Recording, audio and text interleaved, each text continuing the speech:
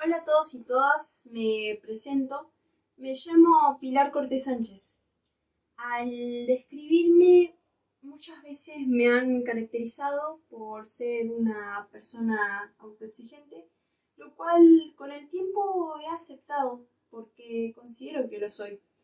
Pero durante este año me he llegado a plantear, ¿de dónde y por qué surge esta autoexigencia que estoy experimentando actualmente y más durante esta época de mi vida? Desde que soy pequeña me ha encantado aprender. Leía libros hasta en los recreos y siempre he sido muy curiosa cuando algo me generaba dudas. Indago e investigo tanto lo que me gusta como lo que no. Pero por consecuencia de esto, tanto por la dedicación que le daba a mis estudios y la vida que tenía con respecto al aprendizaje, he llegado a escuchar palabras como que soy aplicada, responsable, muy dedicada, lo cual era de mi contento. Además, me gustaba y me sigue gustando la consecuencia de esta autoexigencia que era el tener notas altas. Esto, por supuesto, lo que le seguía, que era ese mimo a mi ego por medio de la felicitación y el reconocimiento. Hubo un momento en que me acostumbré a esas felicitaciones y por eso mismo me autoexigía de mucho, de verdad. Compañeros, profesores y hasta incluso mis papás a veces me han llegado a consultar y a preguntar por qué me sobreexigía además, por qué hacía trabajos tan extensos, trabajos prácticos, tareas, proyectos, exámenes, en casi todo era igual y siempre pasaba horas en el escritorio trabajando de más, podría decirse. El clásico irse por las ramas. Pero yo no sabía qué contestarles, en la verdad. Entonces decidí analizarlo un poco mejor. Y me di cuenta que mis esfuerzos ahora habían modificado un poco sus intenciones iniciales. ¿Dónde había quedado mi deseo y necesidad emocional de seguir aprendiendo, de adquirir conocimiento, de poder nutrirme académicamente hablando y por medio del aprendizaje? ¿Dónde había quedado todo eso?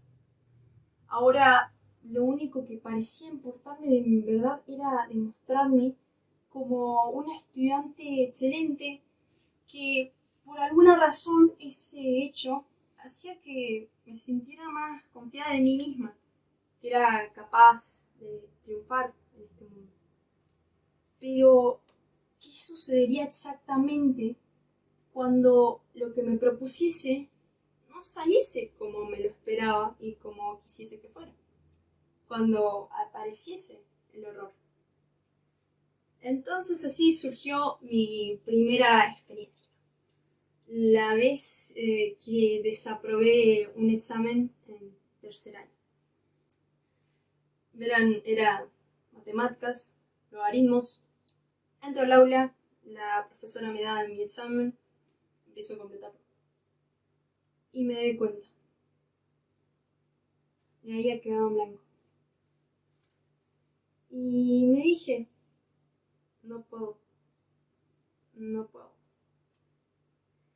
Salí devastada, afligida, emociones un poco difíciles de explicar, pero no por el hecho de que fuese a desaprobar, lo cual ya sabía y era consciente de eso y no era de mi gusto, pero más que nada porque nunca me había propuesto esa frase en mi vida, en ninguna materia, el no puedo. Entonces me di cuenta que siempre había asimilado ese papel, el querer mostrarle a las personas una sola parte de mí.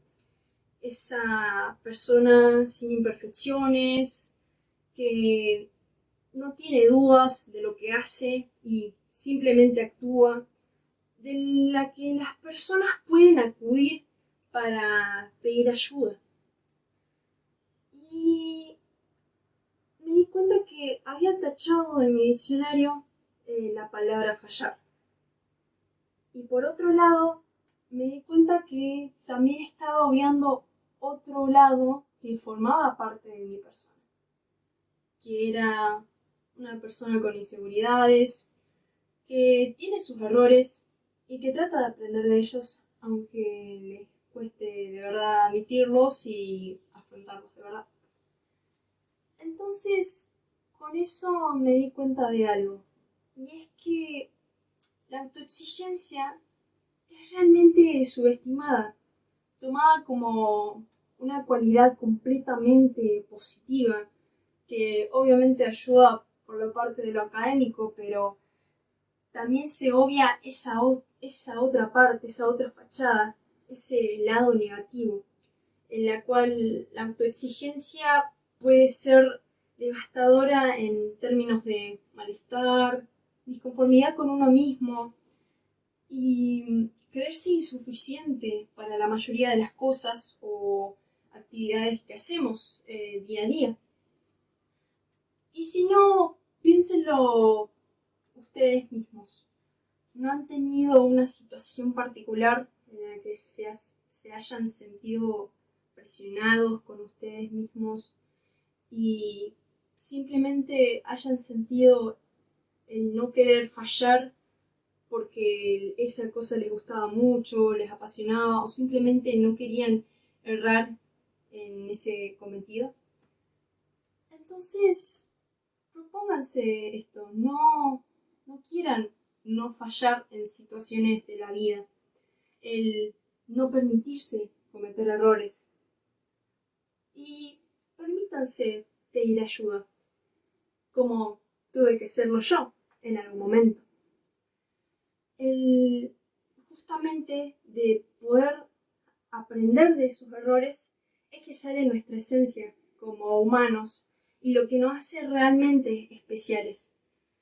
Y si no, si pasan por esta situación particular, recuerden, están a tiempo de ser amables con ustedes mismos, de aprender de estas situaciones de la vida, de estas dificultades y oportunidades que nos ofrecen día a día y permitirse el aprender de esas situaciones porque es de donde más se puede adquirir más conocimiento.